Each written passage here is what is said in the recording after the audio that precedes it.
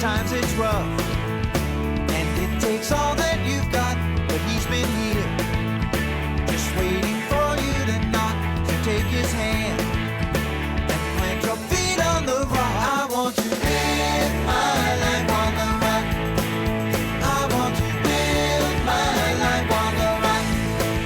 I want to live my life on the rock. I want to live my life on the rock.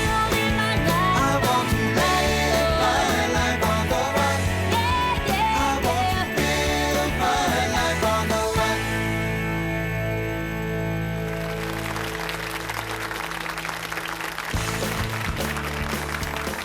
Hi, welcome to Life on the Rock. Tonight our guest is Cory Heiman of Likeable Art. He's a filmmaker and a graphic designer, has a very creative approach and serves a lot of Catholic ministries. I know, Doug, you looked at some of his work and you were impressed by his, very much, it's very creative, very engaging, very unique, very, very well done. There's a nice touch of the classic art feel, brought with some kind of modern pizzazz, for lack of a better word, that I think is very, very effective in drawing people in to pay attention to the message, which he'll say clearly is to try to point us all to something greater than ourselves, God. Right. And this is a Memorial Day weekend, and we want to take time in this opening segment to thank our men and women in our armed services for their service for this country and the sacrifices they make. And of course, Memorial Day to remember those who have fallen in service of this country. So we pray for them, pray for their families. You know, it's a debt we owe our servicemen, right? To pray for them. So many suffer. They come back with PTSD and different struggles. So it's a tremendous sacrifice that we want to recognize. And the families too, you know, mothers and fathers, brothers, sisters, you know, husbands, wives, to see their loved ones go off and give so much. And I have, you know, several of my friends who have given a lot of their lives in military service, and just a lot of men and women I meet around the country, a lot of children too, who've had their family members involved in serving to fight for freedom. And we can't forget to pray for their souls and just remember. It's so moving to watch those YouTube videos of those homecomings of soldiers coming, surprising their children, and you see that, you know, the children just run out of a crowd or something and embrace them, and you see, you know, the children's suffering. They miss their parents, and it's a beautiful thing to see in one sense. And one of the hardest things has got to be to get that message that your loved one is not coming back. And that's why, if there's anything I want to encourage everybody out there listening and watching right now, is to remember to pray. Pray very much for God's grace to touch the hearts of all of those who've sacrificed or given, especially those who have lost a loved one or are suffering when they return. And just pray that God's grace will be there to give them strength, because His grace is sufficient. But we want to plead for any and everyone out there who is fighting in a noble manner, especially for freedom. And we have a special video this week by Chris Stefanik on Father Capon. He served in the Korean War as a military chaplain and was awarded the Purple Heart and sacrificed, died in Korea. So we're going to roll this video for you. We hope you enjoy it.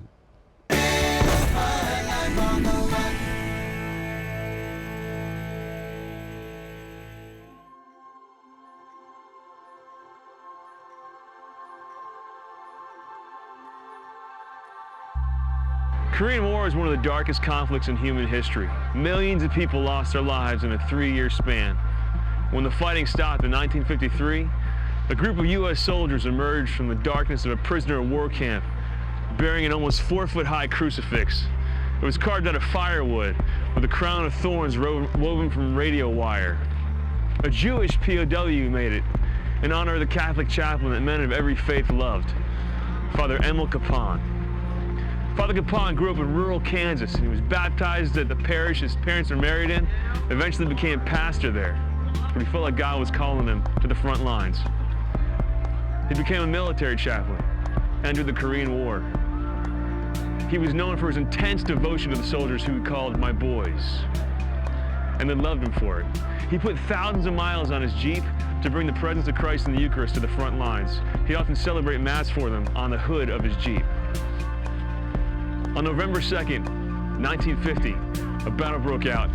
He was with a few thousand American soldiers, and they were overrun by over 20,000 communist Chinese forces. In the ensuing chaos, Father Capon ran past the front lines into no man's land and dragged people to safety, comforted people who were dying, anointed people who were injured. Even after the sound to evacuate, he kept doing his work. One of the men whose lives he saved that day, Sergeant Herbert Miller, was lying on the ground wounded, and a communist soldier was about to end his life with a rifle. He ran up, pushed that soldier aside, picked Sergeant Miller off the ground. The soldier could have ended both their lives, but instead he stood there, mouth agape, stunned at Father Capon's courage and love. A death march ensued. All the soldiers were made to march over 40 miles. Anyone who straggled or couldn't continue was killed right there. Father Capon carried Sergeant Miller and helped him walk through that entire 40 miles. And all along, he also helped pick up other soldiers who were about to give up their lives, encouraging them to go on. But the story doesn't end there. In the prisoner of war camp, Father Capon was like a mother to all those soldiers. He found a way to sneak out of camp to get food to supplement their starvation rations. He found a way to make a bowl out of a piece of metal so he could boil water to save the fellow soldiers from dysentery. He'd help keep them clean, he'd wash their clothes, he'd lead them in prayer services. He'd celebrate Mass in secret when he could. And on Easter Sunday, he led them in a prayer service, inspired everyone so much that the whole camp erupted in songs of praise to God. The communists hated him for the hope that he brought to his fellow prisoners. They'd make him stand in the bitter cold naked for hours. They brought him to classes where they'd educate him on communist doctrine. When he finally got sick, they saw it as their chance to get rid of him. They brought him to a death house. That's what the soldiers called it. They called it their hospital, but no one ever came back alive. When they were taking him away, his soldiers were crying, just begging them not to take their priest from them. But he comforted them. He said, "Boys, I'm going where I've always wanted to go. When I get there, I'll pray for you." The last thing they saw him do in this life was bless the men who were taking him to his death and prayed out loud, "Father, forgive them, for they know not what they do." Father Capon is the most highly decorated chaplain in U.S. military history. When he finally got the Medal of Honor in 2013, 9 of the men who he helped survive through that prison camp were present, including Sergeant Herbert Miller, who he had helped carry 40 miles 63 years before. No doubt there are a lot of stories like Father Capon's who are buried in the earth, who we'll never learn of on this side of eternity. Men who laid down their lives for their friends, for their brothers in the course of war. But when the story of human history is over, evil, death, darkness, they don't get the final word. The love of God does. And it was that love that gave Father Capon the courage to lay down his life for his friends. Though I may walk through the valley of the shadow of death, I fear no evil, for you're with me. Father Capon, pray for us.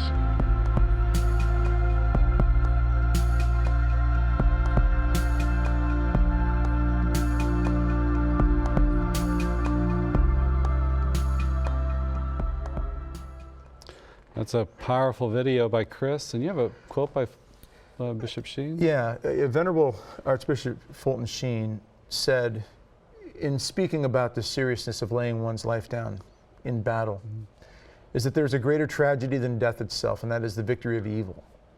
So we hear these stories of men, women, soldiers who fight against evil in the noble cause to stop evil from spreading and lose their life in the process. We have to remember that that life being spent on a battlefield, given in such a tremendous and heroic sacrifice, in one way, shape, or form, is not the greatest tragedy. The greatest tragedy would be that evil would be allowed to spread and to dominate. And so again, for Memorial Day, just God bless all those who have given their lives and sacrificed in any way, shape, or form in the cause of a good, noble fight against evil. Yeah. Well, don't go away. We're going to be back in a moment with Cory Heiman and Likeable Art. See you in a minute. Life on the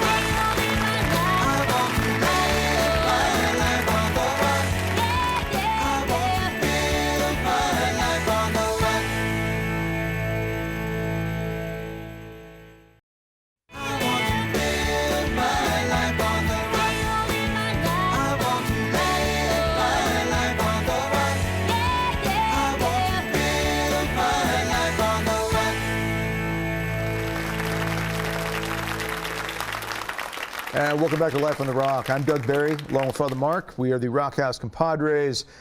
And in the Rock House tonight, we have Cory Heiman. How are you, Cory? I'm doing wonderful. Thank you so much for having me, Doug. Good to have you on the show. You are an artiste. Yes. An artiste in the true sense of the video world now. Let's get right into it. We've got just 3 segments with you. We're going to have a little bit of your work shown here. You are the founder of Likeable Art. Yeah. And explain a little bit about your background first before we get to the Likeable Art Department. Likeable Art Department, did you get that? Okay. Explain a little bit about your background. Raised Catholic, went to Catholic school. Yeah. How did that unfold? Yeah, so I was raised Catholic, went to Catholic grade school and then public high school. And so in public high school, I had a bunch of friends of different faith that were inviting me to their youth group or different things. And kind of go in there and they would kind of challenge me on my Catholic faith. And I was like, well, I don't know that answer. And so I'd go back and kind of research. And I was like, oh my goodness, the Catholic Church has answers to these questions. And that was exciting, you know, like to realize, like to kind of open your eyes to like not just a blind faith, but kind of understanding why the church says this or that. And so that helped me grow a lot, and I really enjoyed learning more and more about my faith. And so by the time I was ready for college, I was trying to figure out where I wanted to go. I was really debating between kind of going to film school or studying theology were the things I was thinking about. So I ended up going to Steubenville and studying theology and catechetics, teaching the faith over there, and then I minored in multimedia communications, and then I would spend my summers doing media work, and it was there that I really, it started to be less of head knowledge and more of heart, and that heart was just a real heart for relationship with God, with relationship with others, but then also like just seeing like how beauty touches the heart, and seeing how can I really mix this love for this passion for filmmaking with this love for the Lord and love for teaching the faith, and how can we do that in a beautiful way? And that's kind of where Likeable Art came from. And so our whole motto is like the art, love the creator. Make something that is really beautiful, that you can really grasp onto, that you can kind of recognize in the modern age, and really like it, but let that point to something greater. Love the creator, like point to the first thing God did was create in Genesis, you know. And so we look at that, and the fact that He shared that with us is a very divine trait. So it's what makes us most human is sharing in those divine traits. So I love sharing that, and I love sharing creative pursuits and sharing with other creatives. Now, and there's a lot out there that's referred to as art in the world that does not point to God, really does not point to anything that has any dignity to it. So it is a bit of a battle for the hearts and minds of many people to recognize that expression that comes out of us by God's design and by His desire should point to Him in some way, shape, or form, shouldn't it? Yeah. I think it's important that, like, if we don't see why we were made, you know, and why we were created, then it's really hard to make something that doesn't just point to ourselves, you know, like, and whenever it does point to ourselves, like, why are we making that? And I'm very much about being intentional and thinking through the things that we're doing and the art we're making. And if you're pointing at yourself, why are you pointing to yourself? What does that mean? And is there something better we can be doing, you know? And so I think that holds true in the secular world and the Catholic world and everything we do. Like, being really intentional is going to be the best work. Right. That's good. And you have other works going on in your life right now. You have children. Yeah, they're my Talk about creating. Yeah, they're my favorite creations for sure. Yeah, and how many years have you been married now? So I've been married 3 years. And how many children? We've got two boys. Yeah. And the third is on the way, though. Yeah, the third on the way. So it's a wild ride for sure. That's fantastic. And where did you meet your wife at? We met at Franciscan University of Steubenville. Okay. So she was a student there as well, and she's from Michigan. So after school, moved up to Michigan, and we got married, and now we're back down in Indiana with our couple boys. I normally, if we have a couple on, I normally like to ask them together, but since your wife isn't here, I do still have to ask this question. How did you propose to her? That's a good question. We actually, I told her, I had her sister tell her, like, hey, I forgot something in the church. Can you go grab it? And so then I was there, and I had the priest bring out the Eucharist, and so we had adoration there, and I gave her a hydrangea and some flowers in the ring, and just talking about how Mary was a vessel, and that's kind of the idea of that's what hydrangea means, and so like Mary was a vessel, and how I want to bring her and be a vessel for children and for family, and really just recognize Christ in our lives, and engage just the two of us in front of Christ, and then we went and celebrated with a bunch of family and stuff like that. So it was great. It's kind of a common theme, Father, we seem to be hearing more and more is proposing before the Blessed Sacrament or in a chapel. Yeah, I've heard a number of stories like that. And I like about it is that it places God first. You know, your spouse isn't God, and if you both place God first, it enriches the marriage so much. And you know, sometimes we get into trouble. I think you want your expectations for the spouse is too much, and that if we have God in our life and we receive love and you know, fulfillment as a Christian, then it takes kind of the pressure off the spouse. Yeah. And we're always having to check ourselves, no matter how much we're really striving to put Christ first. Our pride will always get in the way at some point, and we'll be relying on the spouse too much, and so we're constantly finding ourselves like, okay, we need to center ourselves. So it was good to start the marriage that way, so we can keep going back to that, because we need it for sure. Your faith was always very important to you, or do you have a? Yeah. It's always been important. It's definitely like I talked about. Like it definitely moved. Like going to Catholic grade school and stuff, it was never really important to me younger too much, and then in high school, kind of those challenges made it only kind of important in the head, where I was really intrigued by the knowledge of the church and the truth, and so that took a long time for it to make its way to the heart, and to really recognize like that actually God really exists, but that affects my life, and that I can truly live in something that it is meant. I can live a life that's meant for something greater, and not just for myself. And that is such a challenge for so many of us to get that heart knowledge. What you talk about is a slow drop to the heart. How did that process take place for you? Honestly, I think a lot of that is the pursuit in art and understanding family and really grabbing a hold of beauty. I think that's been so important for that journey from head to heart, of just really understanding that there's something truly beautiful. The Lord didn't make us to be robots. He didn't make us to just do one thing. He actually made us in a really beautiful, wonderful way, and the fact that He shares that with us has really helped that journey to really understand like that truth, goodness, and beauty all work in harmony, and that we can't be striving for one without the others. You know. Yeah, and you know, when you started Likeable Art, break that down a little bit. What gave you the idea to think, you know, I'm just going to form this into a multi-million-dollar company? Yeah. Well, you haven't got to the multi-million-dollar part, have you? Not quite yet. We'll work towards that. But I mean, it was just something I was passionate about, and I started on the side. It wasn't something that I thought much of. I was just getting some people saying, hey, I loved what you did here. Can you do some work for me? And so we kind of started up on the side of while I was in school, actually.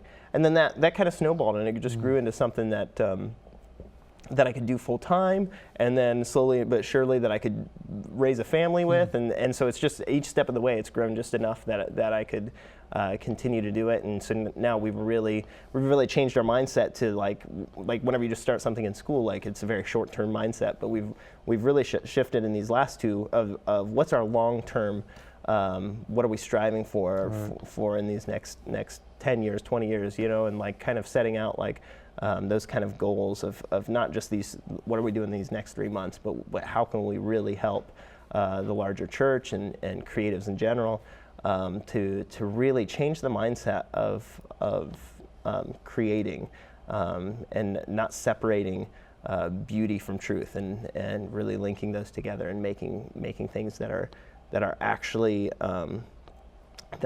speaking to our current generation, but speaking of truths that are as old as Christ. You know? Now, you just use the term creatives, to help creatives. Yeah. define what you mean, because I mean, it's for some people who've never heard. What does that mean exactly? Yeah, so creatives, I just take as anybody who's working in the fields of art, especially kind of in the modern takes. Like whenever, I mean, even myself growing up, my job now didn't exist. You know, most of the work I'm doing is ending up on web, and I'm happy to do that. That's not something that I'm trying to. Well, I'm just doing this in the meantime before I do feature films or before, like, we may or may not get into that kind of thing. But I think that what we're recognizing now is the internet is a real platform. It really is something to deliver to, and it's not just a stepping stone. And so we're seeing that more and more. So whenever I refer to creatives, I'm especially talking about this new uprising of these artists that are that didn't exist in the past. You know, of jobs online and offline and just speaking to them like they have a desire to share this creative nature of God and what he's doing creatively in our hearts, and like sharing that in a way that glorifies him. Sure.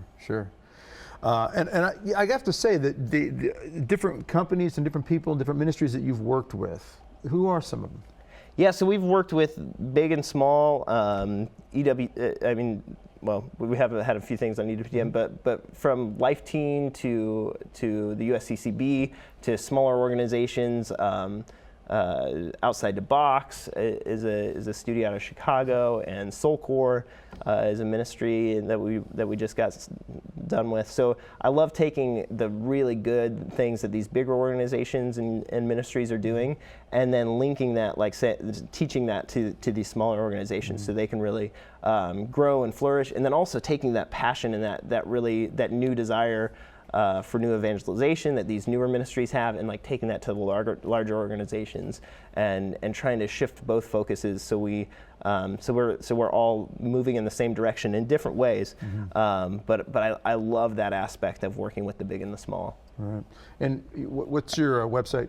Likeableart.com. Likeableart.com. Okay, so, and we'll mention that throughout the show. Just want to make sure people want to check that out. Likeableart.com. We're going to go to a break here, though, and come back with more from Cory Heiman, and a couple samples of some of your work we're going to try to work in here too, because it just, the variation of what you've been able to do and what you can show is really, I think, ingenious. So don't go away. We'll be back after this break.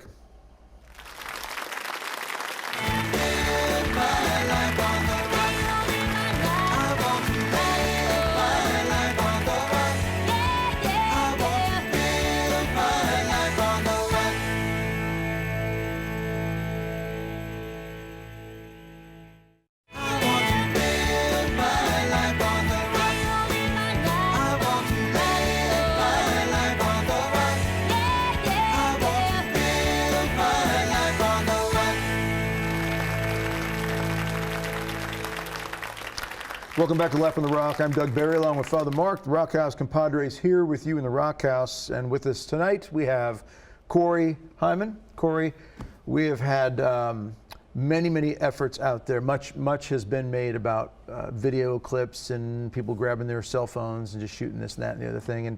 And you're right, it is YouTube and internet in general, Vimeo and so forth. These are platforms that are reaching enormous numbers of people on a daily basis. They say that, isn't YouTube considered right up there with Google as one of the top search engines out there? Really, it's just, we just go to YouTube, see what's on YouTube now. Exactly. People are getting their news from it. They're getting their movie trailers. They're watching movies. Everything is just coming through the video. So it is an important thing to get into. Yeah. And you've got several different pieces out there that you've worked with. I know, in fact, first one we're going to see here, You're Dead, Now What, which is a great title.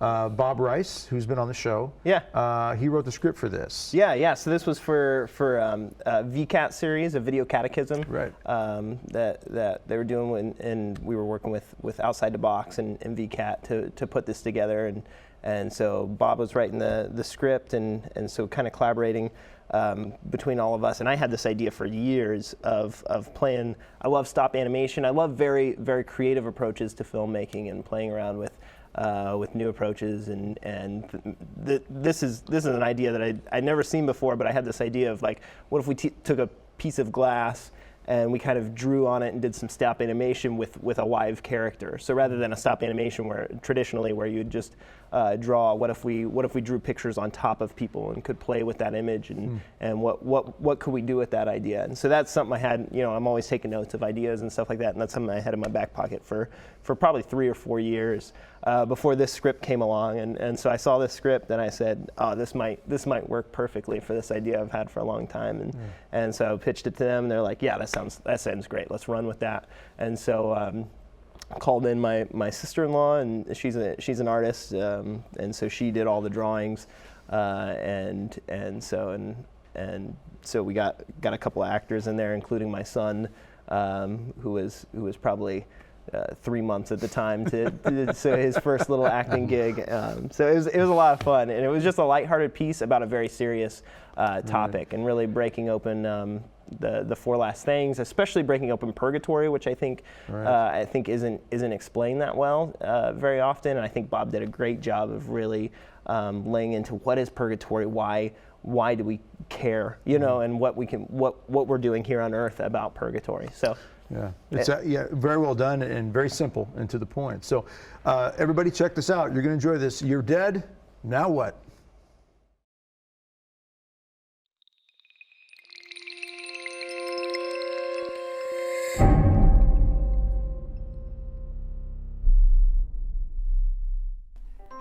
This is you, and someday you will die.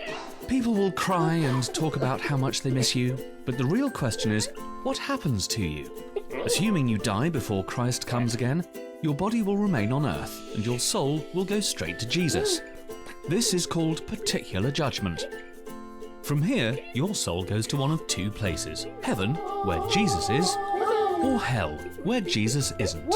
Because of our sins, we all deserve hell, but thanks to Jesus' death and resurrection, we can be saved. So by God's grace, you're on your way to heaven. And now you're all set. Right? Not just yet. You see, in heaven, there can't even be a hint of sin.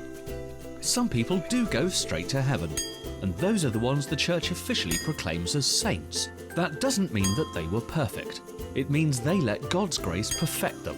If you didn't allow that to happen, you're sent to be purified in a temporary place called Purgatory. Now, let's talk about Purgatory, since many people don't understand it. Purgatory is not an in-between place between heaven and hell. It's a place on the way to heaven. The good news is that you can't fail Purgatory.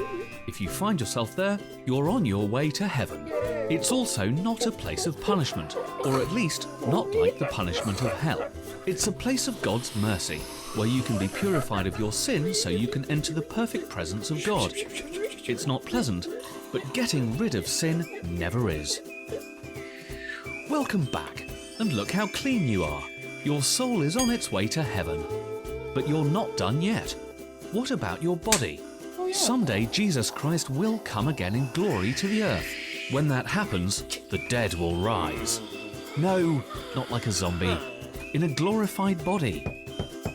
And everyone's soul will be reunited with their body. Now, body and soul, everyone comes before Jesus, the King of Kings and the Lord of Lords. This is called final judgment. And this is when Jesus creates a new paradise, the new heaven and earth. And that celebration will last for all eternity.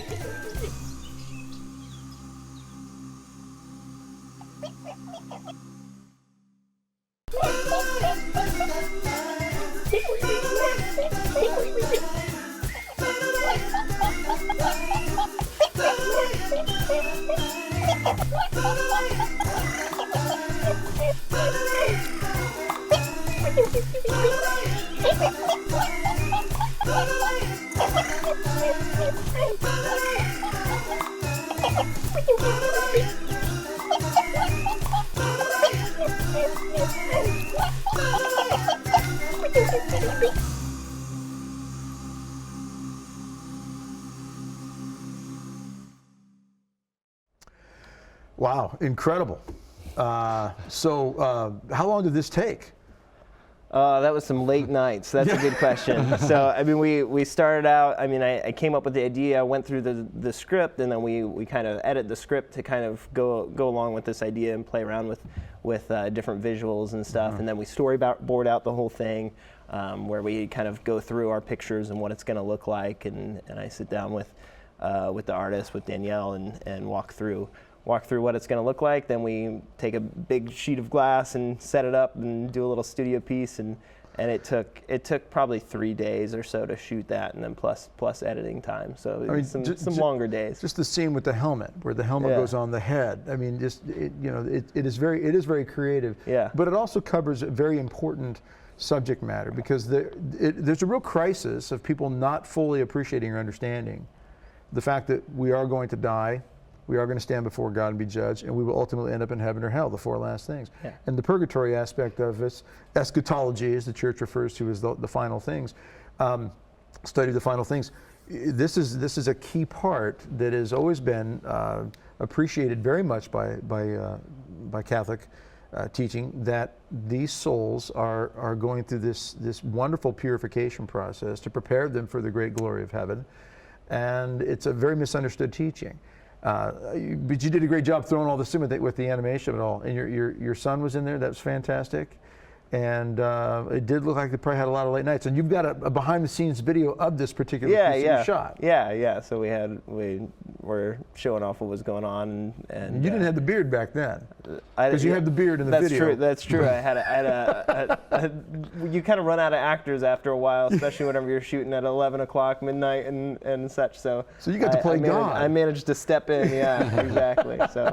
So when you run out, don't be afraid to step in and make it happen. So that's what it came down to. So. Jesus Christ. Yeah, exactly. Good for you. So. Excellent. What goes through your heart and your mind, in this process as you're putting these types of pieces together? Like when you say you take a lot of notes and you've got a lot of notes, I'm imagining this just a pile of stuff sitting here and there of all these ideas that are coming at different times and places, pulling off the side of the road somewhere, writing something down, sending a text to yourself or what have you. Yeah. Do you have a hard time sleeping? I'm actually a pretty good sleeper until I had children. So it's not a hard time sleeping necessarily as much as staying asleep, but because of the children. Beyond my own will. Yeah, exactly. Right. But I'm definitely an ideas man. I always have a notebook in my back pocket and a pile of notebooks in my office, and then digital notes as well. But just trying to keep track of those ideas, and I'm very much about like, it might not be an idea for today or tomorrow, but I mean, just like that, it might come years down the road where you're like, oh yeah, that's perfect. Put it on the shelf and it might pop up later. Exactly. But what does go through your heart, your mind, to not sound too over dramatic here, but your soul really is you're bringing these things forward? Yeah, it's different for every piece, and so a lot of the pieces we're writing ourselves. That one was a collaboration with Bob, so it's really kind of diving into to what is it that we're trying to accomplish, and like, so that like a younger target audience for that one, and like how can we reach that target audience and make something beautiful that really speaks to them.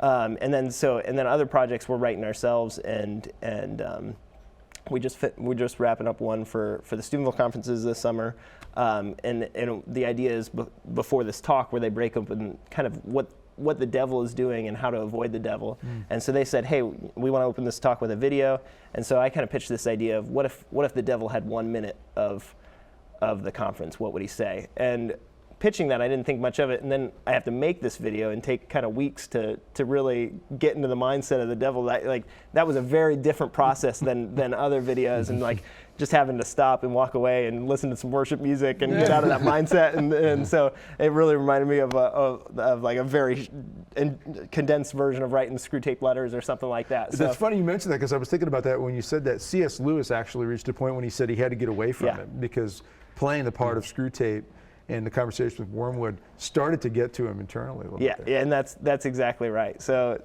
it's different. The process is different for different projects, and where do I need to put myself in the mindset of, and usually it's of that audience of where are they at and where do we want them to be, and then being very intentional about how we're making something and what we're making, and then trying to do that in a beautiful way. How does your wife work into the creative process? Is she a sounding board? Is she a co-creator? Obviously co-creator with children, but is she a co-creator when it comes to some of these ideas? Yeah, so or does she look at you and say, Cory, I don't know where you're coming from, that one's off the wall? Yeah, she's great because she's just blunt and honest, and she'll watch a video and she's like, I'm bored, that's not working, like I don't even want to watch anymore. And so like she'll be totally So you've honest had to develop with me. a thick skin in some ways. It's great to have those people. I think that's really important Sure. to cut out. I have a few people, my wife being one. I work a lot with my brother, and just having these people that like we can cut through, even the compliment sandwich, where I can just hear their feedback and just be just hear that and not take it personally, but just make work better, Right. and or even fight back and be like, well, this is why I did that, this, and this, and kind of go back and forth to make the best film and best design and whatever else we're working on. Right. Is the industry real competitive? I mean, is there a lot of people out there doing this kind of work, and is the demand, what's it like? Yeah, the demand is definitely high. The biggest thing is I don't see necessarily like competition as far as within the church and stuff. I think anybody who's trying to make this stuff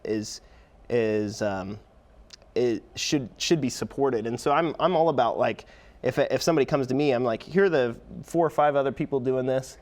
Check them out, and if you still want to work with me, great. But if you want to work with somebody else, like we have our different styles, we have our different takes, and there's room for all of it. And so like if they go with somebody else, that's not competition to me. Like that's a good, and there's just always been enough work, especially treating it like that. And all these different studios, we're always collaborating and working on different projects together. And You stuff sound like very that. much, and before the show when we talked about this, I got this impression from you. You sound very much like a team player, in the sense that you really want to see, and I want to emphasize this because even in Catholic ministry out there can be alpha male sort of approach sometimes. There can be territorial attitude at times. And that's human nature. That's can be pride, it can be a number of reasons.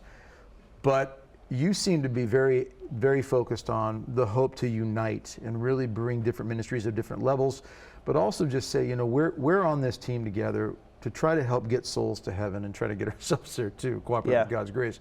That really seems to be a big part of you, is that unity. Yeah, that's huge for me. I mean, as far as that's what I love about working with different organizations, especially just really faithful, passionate Catholic organizations. And like the thing is, once we start building each other up, like our missions can both go so much further. And so and don't sacrifice your mission. I'm not saying like we need to have one giant ministry in the church. Like there's room for all of it, but build each other up and send our audiences over to the other and back and forth, because like that will serve the church. Because like there is, if you're being faithful and if you're being true, like there is room for that. Like there is room for.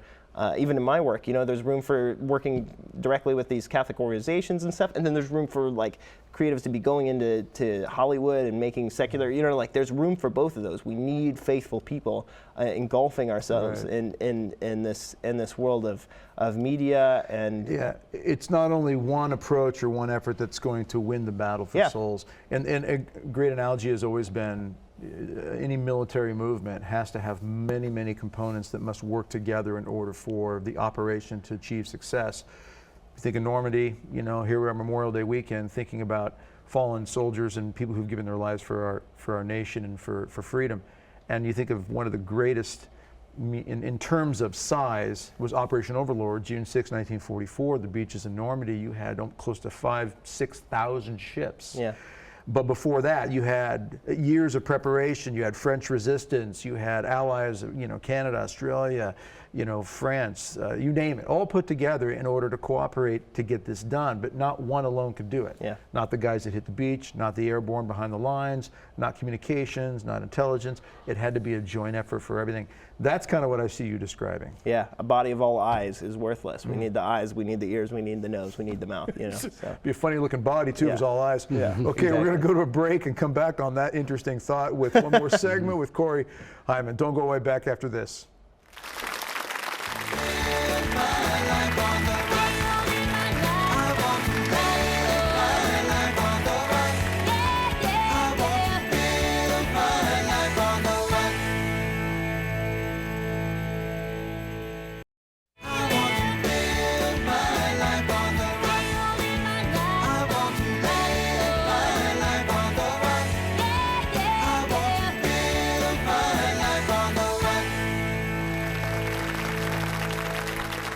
Welcome back to Lamp on the Rock for our final segment with Cory Heiman. Hyman. Why did I say Heiman? Because you make things like He-Man. That must be what it is. There you go. Yeah, it's on the beard. I'm Doug Barry along with Father Mark, and this is the Rock House. And this has been a great show because I think it really addresses something, as you mentioned earlier, that the internet is this new platform. And you're right, people do look at these are steps taken until I do the big project. But as you were saying, Father, I think during the break, is that we learn a lot through just video clips. Yeah, I think like the average video watched is like 2-3 minutes online. You don't have much time to make a point these days. Yeah. And I mean, there is a little bit of that shifting as we, get into Chromecast or whatever else, where, this online stuff is on our TVs now. So there is a little bit of a shift, but at the same time, you kind of have to know where's that audience sitting and how are they going to consume your content. And then speak to that audience, and so a lot of times that is in short, powerful ways. Like how do we get one concept across as concisely as possible? And on that point, you've got another video we want to show here called Restored, and I really liked this one. I was going through your videos, and I'm watching so many of these, and this one really stood out to me because of the unique approach that you took. So we're going to go to the video. And then come back and talk a bit about it, but can you set the video up for us? Yeah, so this one was to really encourage, it was for the Steubenville conferences actually a few years back, and to really encourage these youth to consider going to confession and kind of thinking about how do we visually show the grace of confession. Excellent. All right, check this out, Restored.